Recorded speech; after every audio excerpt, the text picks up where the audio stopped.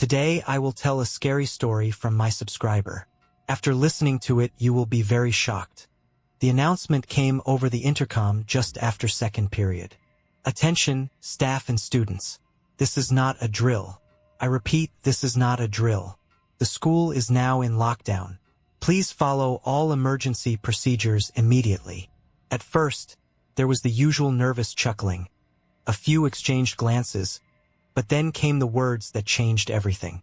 We have received a threat against the school. Law enforcement is en route. Remain silent and out of sight. Mr. Keene, our chemistry teacher, moved fast, locking the door and flipping off the lights. Away from the windows, he whispered. Phones on silent. No noise. We obeyed, creeping toward the corner where the lab stations blocked us from view. My heart hammered as I pulled my knees to my chest, trying to control my breathing. A bomb threat. That's what everyone was thinking but not saying. My fingers trembled as I texted my mom. Lockdown. Don't know what's happening. I love you. The school fell into eerie silence. No sirens yet. No explosions. Just waiting. Then the lights flickered. At first, I thought it was just the building's old wiring acting up. But the overhead fluorescents buzzed and dimmed again. Then again, casting strange shadows along the walls. A whisper drifted through the air. Not from inside the room, no one dared speak. It came from the hallway. Faint, unintelligible. But I swear it was a voice. Mr. Keene must have heard it, too. His head snapped toward the door, his face tight with fear. Then came the footsteps. Slow, heavy, moving past the classroom. Someone was out there, but something was wrong. The lockdown alarm was still blaring through the intercom, a continuous droning tone. If it were a police officer, they would have announced themselves. If it were the person who made the threat, why weren't they running? They just walked, deliberate, measured. The air in the room felt colder. Then, a knock. Just one. Soft, barely audible. Then, nothing.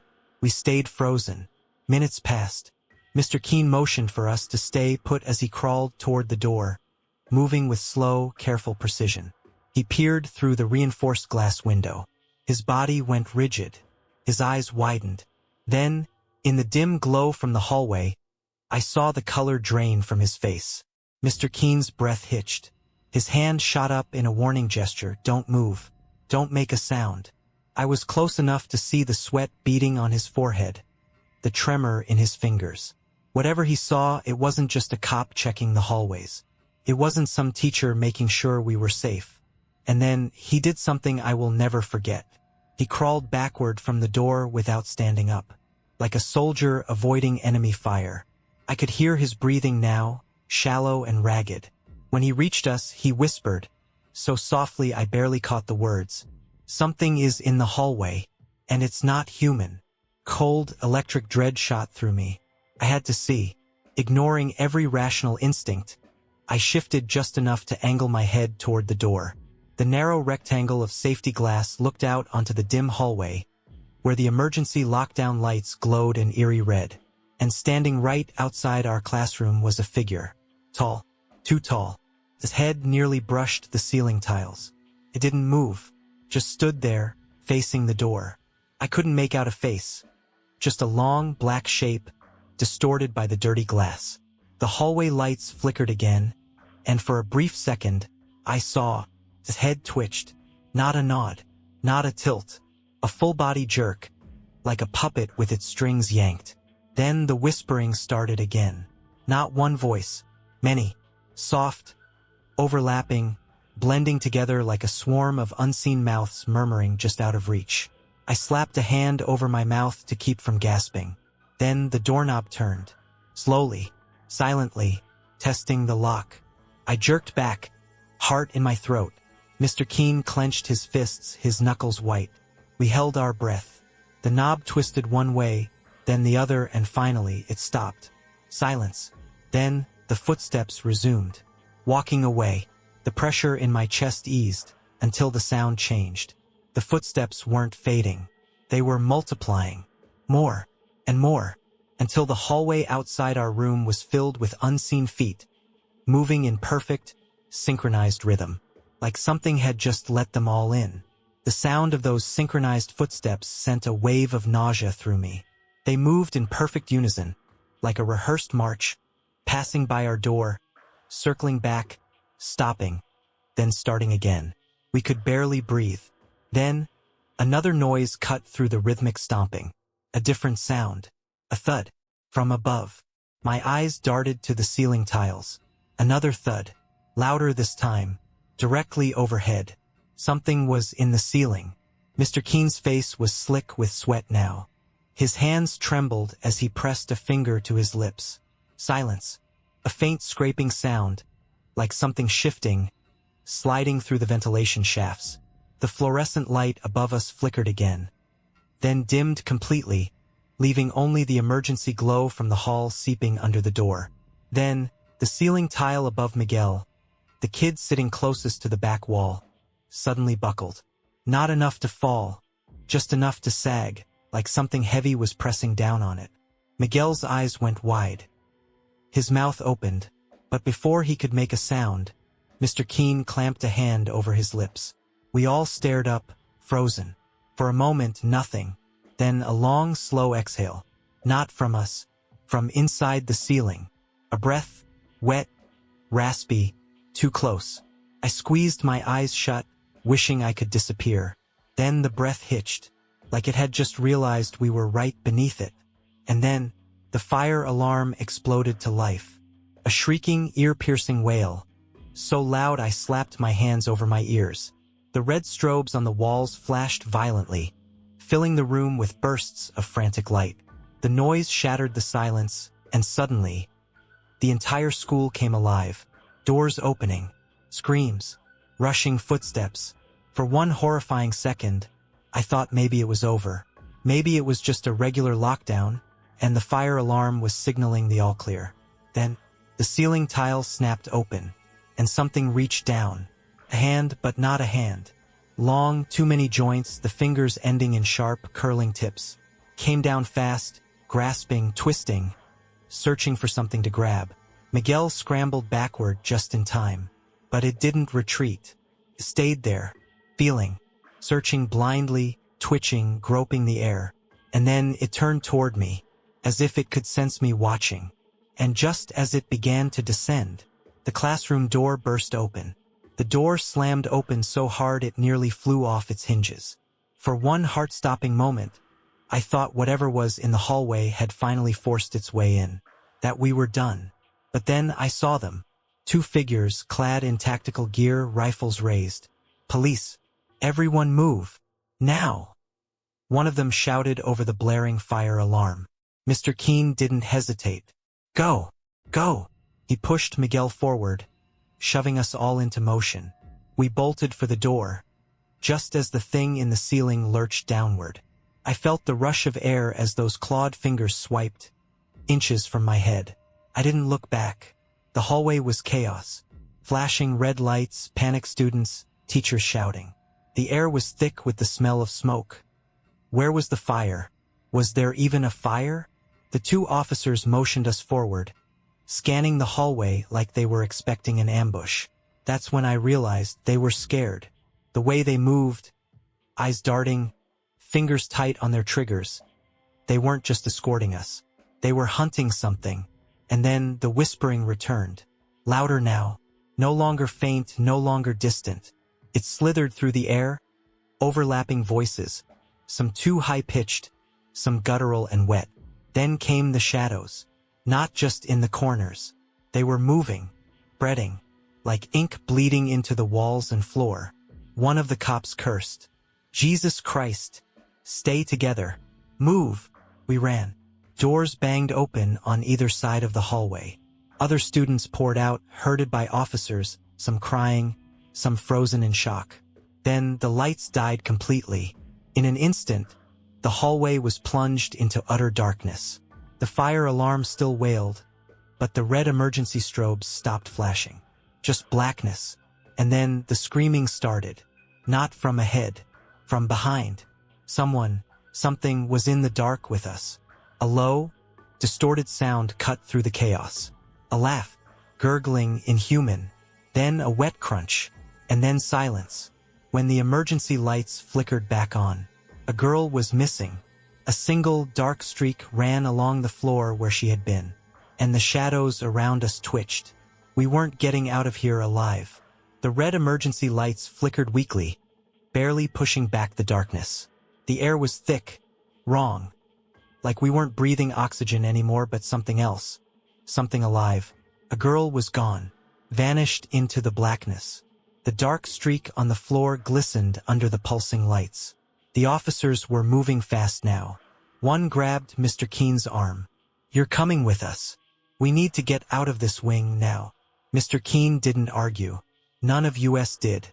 We ran. The whispering followed. Louder. More frantic. Then the lockers began slamming open and shut. Bang. Bang. Bang bang bang. Like invisible hands were throwing them open, searching for something or someone. One of the officers turned and fired down the hallway. 3 quick shots. The gunfire was deafening. The lights flickered again, and for half a second in that brief strobe of clarity, I saw them. Shapes. Tall. Wrong. Twisting. Not walking, not crawling, but pulling themselves along the ceiling, the walls, their limbs bending in unnatural angles. One of them turned its head toward us. No eyes, no features, just a stretched, hollow face, like skin pulled too tight over a skull that wasn't human. The lights flickered again. They were closer. We hit a stairwell. The officers shoved us forward. Down. Keep moving. Miguel tripped on the first step and something grabbed his ankle. He screamed, thrashing wildly. I saw fingers, blackened, elongated, slithering out of the darkness beneath the stairs. The officer at the back turned, grabbed Miguel by the collar, and ripped him free. We stumbled down the stairs, breathless, panting, the whispering voices now screaming. The sound came from everywhere. The walls, the floors, the vents. Then the power came back on. The hallway at the bottom of the stairs was blindingly bright, the fluorescent lights buzzing. Everything was silent.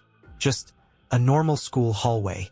No shadows, no figures, no whispers. Had we imagined it?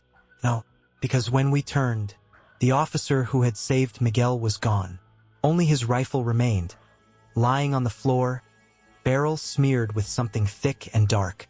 We were losing people, and whatever was in this school wasn't finished with us yet. We stood in the too bright hallway, gasping for breath. One of the cops was gone. Just gone. No sound, no struggle. 1 second he was there, the next, nothing but his rifle on the floor, smeared with that dark stain. Mr. Keen looked shell-shocked, his mouth opening and closing like he wanted to say something. Maybe demand answers, but what the hell could he even ask? We were beyond questions now. The remaining officer tightened his grip on his weapon, his eyes darting around the empty corridor. "We need to get to the gym. Now." "The gym?" I rasped. My throat was dry, raw from running, from breathing in that thick, stale air. "Barricades," the officer said quickly. "No windows, only 2 entrances. The others are already being escorted there." We moved. The hallway stretched ahead, eerily quiet. The flickering, the whispers, all of it had stopped. That scared me more than anything.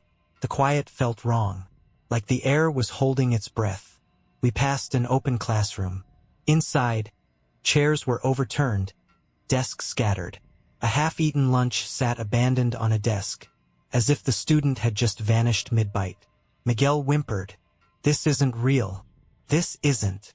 A loud crash made us all jump. Somewhere behind us, a locker had slammed open. Then another. Then another. A slow, deliberate chain reaction, one after the other, getting closer.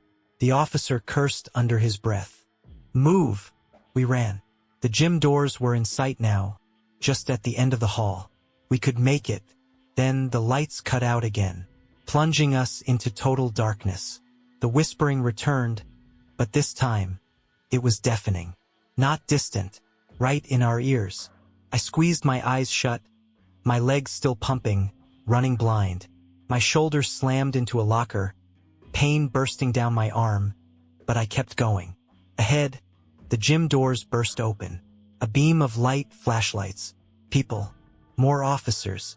I ran faster. Miguel was screaming. Not from fear, from pain. I turned. And in the pitch black, I saw something dragging him. Not hands. Shadows. Rope-like tendrils of darkness had wrapped around his legs. His arms, pulling him backward into nothingness. He thrashed wildly, fingers clawing at the tiles, leaving deep red smears where his nails bent and broke. I lunged for him. So did Mr. Keen. We grabbed him, and something yanked back. It was stronger. Miguel's face contorted in sheer terror. "Don't let go! Don't let go!" The officer raised his gun, aiming into the dark. "Hold on, kid. I got you."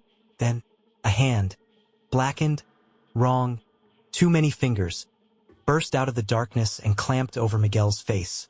I felt his whole body jerk. Then, he was gone, pulled into the void, like he had never existed. The whispering stopped. The lights flickered back on. The hallway was empty. Just me, Mr. Keen, and the officer, lying on the ground, clutching at nothing. Miguel was gone. I turned toward the gym. A group of students and teachers stood just beyond the doors, their faces pale, their eyes wide in horror. One girl, a freshman maybe, was crying. "I saw it," she whispered. "It took him." And then, from somewhere deep in the school, a voice, low, distorted, not human. It laughed. We weren't safe yet. We stumbled into the gym, breathless, reeling. Miguel was gone, just gone. And that laugh, whatever had taken him, it knew we were listening. It wanted us to hear. The gym was packed. At least 50 students huddled in groups, some crying, some shaking. A few teachers stood near the bleachers, whispering anxiously. The doors slammed shut behind us, and 2 more officers secured the locks. The one who had brought us here, Officer Daniels, I think, spoke quickly. "Nobody leaves this room. Nobody." A boy near the bleachers let out a broken sob. "But what's happening? Where's the SWAT team? The bomb squad? Why aren't they here?" Officer Daniels hesitated, just for a second. Then he said something I will never forget. "They got here." Silence. "The first responders arrived 6 minutes ago."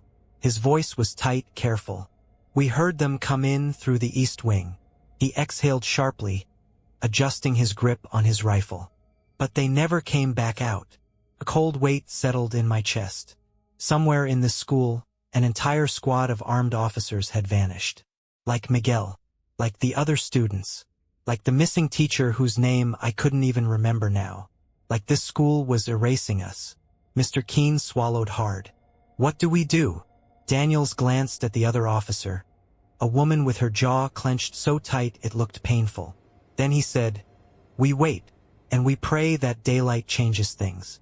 Something about the way he said it, like he'd already made peace with the fact that we weren't getting out, made my stomach drop. The lights flickered again. A murmur of fear rippled through the gym. Someone started crying harder. The air felt different, thicker, like something had just stepped into the room with us.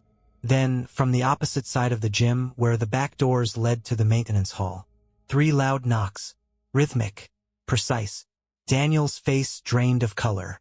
He turned toward the door, rifle raised. The other officer motioned for everyone to stay completely silent. We obeyed. The knocks came again, louder, boom, boom, boom. Then, a voice, soft, familiar. "Guys, it's me. Let me in." Every muscle in my body locked up. It was Miguel. The same Miguel who had just been dragged into the dark. "Please," he begged from the other side. "It's cold out here." A girl near the front gasped. "Oh my God, Miguel." She moved toward the door. I grabbed her arm. "No," I hissed. "That's not him." She tried to shake me off. "He's right there. He." Then Miguel spoke again. And this time, it was wrong. The words came in reverse, garbled, distorted, spilling out of his mouth like a recording being played backward. Then, he started knocking again. Not with his fist, with his head. Boom, boom, boom. Each slam against the metal doors rattled through the gym, harder and harder. until I swore I heard bones cracking. Then, the doors bent inward. Something was trying to force its way in. The whispering surged, rising into a chorus of voices. Miguel's voice, the missing officer's voice, the lost girl's voice. They were all speaking at once. And then the lights exploded. Pitch black. The doors burst open, and something poured into the gym. The doors slammed open, and the darkness poured in. Not just the absence of light, not just shadows, something else. The blackness spilled across the gym floor like living ink, writhing and spreading, tendrils stretching toward us. And then the screaming began. People ran. But where? There was nowhere to go. The gym was sealed except for these doors, and now they were open. The emergency lights flickered wildly, strobing the chaos in short, frantic flashes. In 1 second of light, I saw someone lifted off the ground, their arms thrashing, their feet kicking at nothing, and then they were gone. Another flash. A teacher was pulled backward, screaming, her nails carving deep gashes into the floor before she disappeared into the dark. The air was thick now, like breathing in something wet and pulsing. I couldn't see Miguel anymore. Couldn't see what had come through those doors. But I could hear them. The voices, all speaking at once in reverse. My legs refused to move. My mind screamed at me to run, but my body was locked in place, my fingers digging into the gym floor.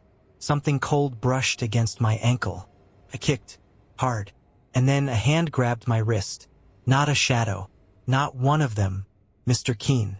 He pulled me up, his face streaked with sweat, his breathing ragged. "We have to get out now." "How?" I choked out. "There's..." And then I saw it. The locker room. The door was still open. A way out. If we could make it. I grabbed the girl next to me, the one who had tried to open the doors for Miguel, and shoved her toward it. "Go!" She ran. Others followed. I turned, just in time to see one of the officers fire into the dark. The muzzle flashed bright. For half a second I saw them. Not human. Not even close. Long twisted. Their limbs moved like puppets with severed strings. Bending too far, heads lolling, mouths stretched into wide, gaping grins. They had no eyes, but they saw us. The officer screamed. Then he was gone. No time to think. No time to mourn. We ran. The locker room doors loomed ahead, our last chance. And behind us, the whispering stopped, replaced by the sound of something running. Fast. We sprinted for the locker room, the last sliver of hope in a school that was devouring us one by one. Behind us, they were coming. Not just moving, charging. The gym floor trembled with the force of too many feet, too many limbs, too many things that shouldn't exist rushing forward all at once. I could hear the chittering, a clicking, gnashing sound, like teeth grinding against teeth. The girl ahead of me, Kayla, I think her name was the first to reach the door. She lunged through. We shoved in after her. Mr. Keene was right behind me, his fingers locking around the metal door handle, and then something hit it from the other side. Hard. The impact sent a deep, shuddering boom through the locker room, like a truck slamming into a wall. Mr. Keene fought to shut the door, his face contorted with effort. "Help me!" 3 of us grabbed the door, forcing it closed just as a hand jammed through the gap. Long blackened, fingers too many joints, writhing, searching for something to grab. I almost screamed, almost, until one of the students let out a feral cry and smashed the door against it. A sickening crunch. The fingers snapped. The thing on the other side let out a screech that wasn't human, wasn't anything that belonged here, and yanked its arm back. The second it was free, we slammed the door shut, locked it. Silence. For a moment, just panting, shaking, disbelief.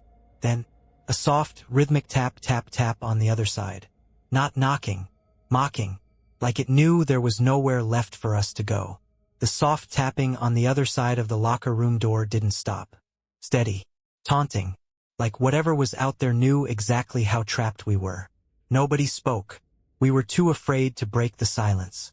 The only light came from a single flickering bulb overhead, barely enough to illuminate the rows of lockers and benches.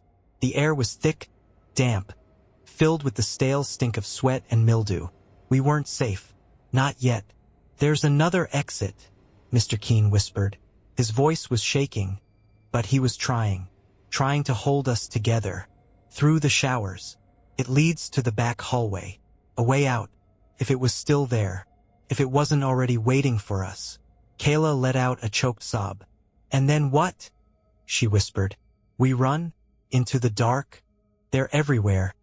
"You saw them." The tapping on the door stopped. Silence.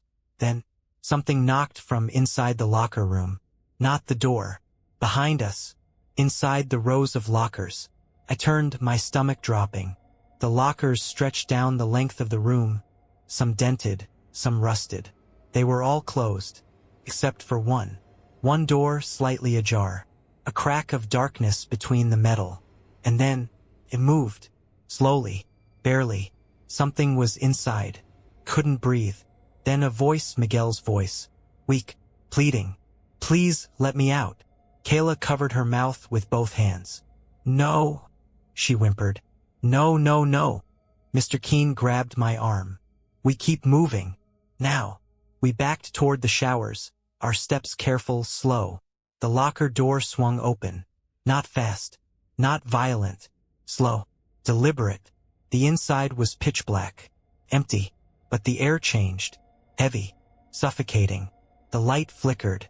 For a brief second, in that stuttering glow, I saw it. A shape, crouched inside the locker. Twisted, wrong. It was grinning. The light flickered again.